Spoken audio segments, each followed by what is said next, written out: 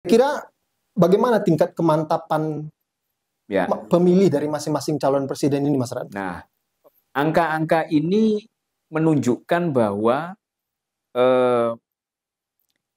pemilih kita itu masih dalam tahap menimbang, kira-kira itu ya. Masih ada tahap keraguan, kira-kira begitu. Karena masih dinamis. Dulu pada saat di bulan November setelah rilis Nasdem mendeklarasikan Anies.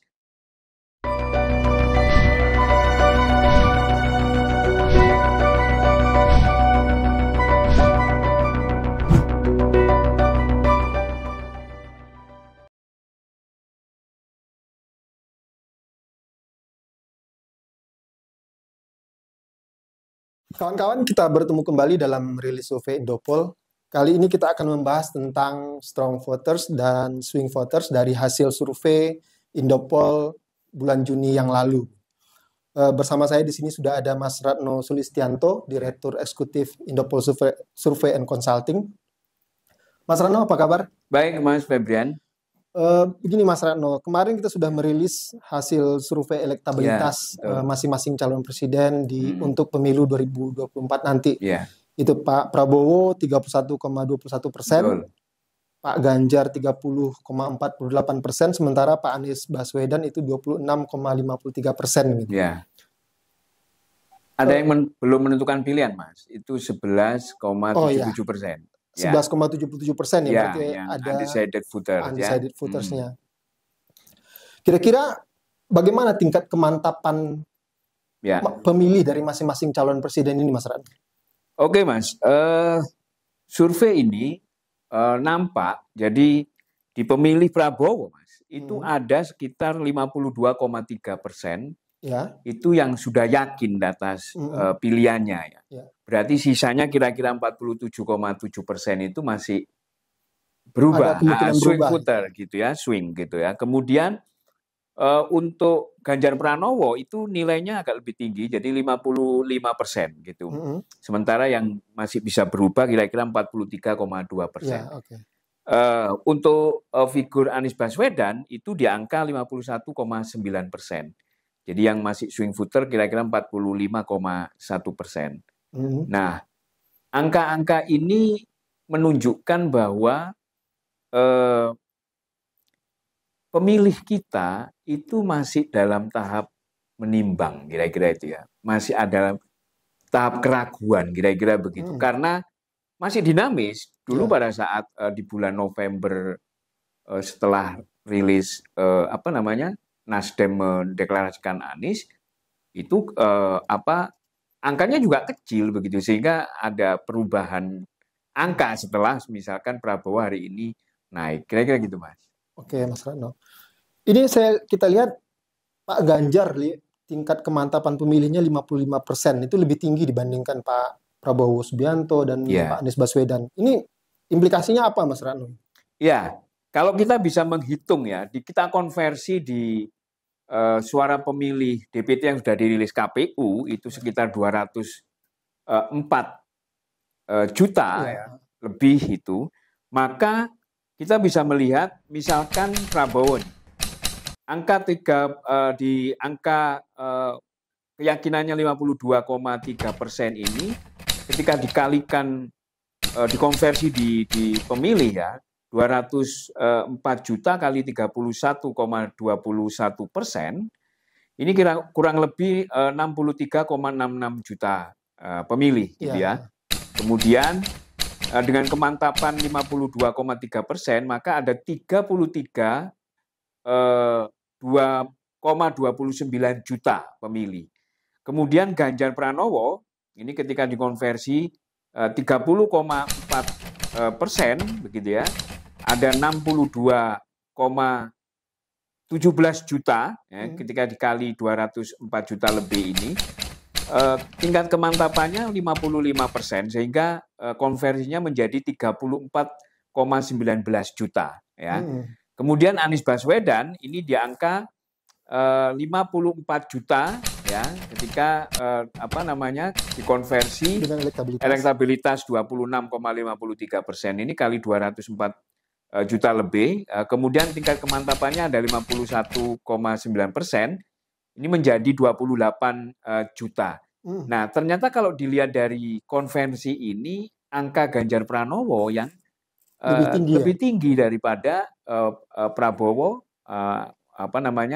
begitu pula Anies gitu ya. Berarti tingkat kemantapan ini sangat berpengaruh, Mas Arno. Sangat berpengaruh, Mas. Sangat berpengaruh. Apalagi waktu masih cukup panjang ya, ada sekitar 7 bulan ya. Ini yang tentunya capres itu harus bisa menguatkan para pemilihnya. Basis pemilihnya. Ya. Okay. Itu kira-kira sebaran pemilih mereka ini di mana aja, Mas Rano, untuk masing-masing? Iya, Mas. Kalau melihat dari sebaran pemilih yang yakin ya, ini sebenarnya tidak jauh beda dengan karakter pemilih masing-masing capres. Misalkan kalau Anies Baswedan itu dia akan kuat di pemilih pemula ya, Gen Z gitu ya. Kemudian untuk kategori umur kira-kira pendidikan, ini yang berpendidikan tinggi gitu ya, SMA ke atas gitu, dia akan kuat pemilih Anies Baswedan. Begitu pula Ganjar Pranowo itu kira-kira kalau dilihat dari basis pemilihnya itu adalah generasi milenial hingga baby boomers gitu ya. Kemudian untuk pendidikannya itu pendidikan rendah begitu sampai menengah begitu. Kemudian untuk Prabowo Subianto ini agak merata sebetulnya, tapi lebih banyak di baby boomer, jadi generasi-generasi tua begitu ya. Untuk tingkat ekonomi misalkan Prabowo ini kuat di penghasilan yang 4 juta ke atas. Itu daerah perkotaan sama daerah pedesaan berpengaruh nggak, Mas? Sebenarnya kalau melihat dari sebaran demografinya, angkanya itu kan hampir sama, Mas. Ini tidak terlalu signifikan sebenarnya, meskipun perbedaannya untuk Anies itu kuat di perkotaan dengan Ganjar, sementara Prabowo itu sebagian di pedesaan, meskipun di kota juga kuat. Ya, oke. Ini angka swing voters ini cukup besar, Mas Rano, untuk masing-masing capres ini. Seperti Pak Prabowo saja itu 47,7%, hampir separuh itu masih ragu untuk memilih. Begitu juga Pak Ganjar dan Pak Anies. Ini ada satu hal, Mas, sorry. Faktor pengubah pilihan masyarakat itu yang paling tinggi itu karena visi misi ya. Jadi capresnya ini memiliki visi misi yang lebih baik. Itu tinggi nilai faktor peubahnya gitu ya. Artinya capres ini harus bisa menawarkan gagasan atau visi misi yang lebih baik di antara capres tiga capres ini gitu. Artinya berlomba sebaik mungkin gagasan yang akan ditawarkan oleh oleh capres ini kepada pemilih kira-kira yang begitu. Sampai sekarang belum satu pun capres yang menawarkan belum ada narasi yang bisa mengikat pemilih, makanya itu angkanya tinggi, Mas. Swing voternya itu. Berarti ke depan ini fluiditas atau tingkat kecairan pemilih ini masih tinggi, Mas Arno? Iya, betul. Apalagi momentum terakhir pasangan cawapres ini kan belum terjadi. Belum sampai sekarang belum. Kira-kira begitu. Mungkin nanti ini akan berakhir ketika bulan Oktober ya diumumkan pasangan masing-masing capres. Ini kan masih tahap bakal capres. Kira-kira begitu, Mas. Belum tentu juga semuanya. Belum tentu juga semua masuk ataupun tiketnya juga perlu dipertanyakan kan begitu. Terima kasih, Mas Rano. Baik kawan-kawan, itu yang perlu kita sampaikan kali ini tentang tingkat kemantapan yang masih rendah pada masing-masing calon presiden, begitu juga dengan kemungkinan perpindahan para pemilih dari capres yang satu ke capres yang lainnya. Demikian kawan-kawan untuk hari ini, kita bertemu kembali pada lain kesempatan. Salam sehat dan sampai jumpa.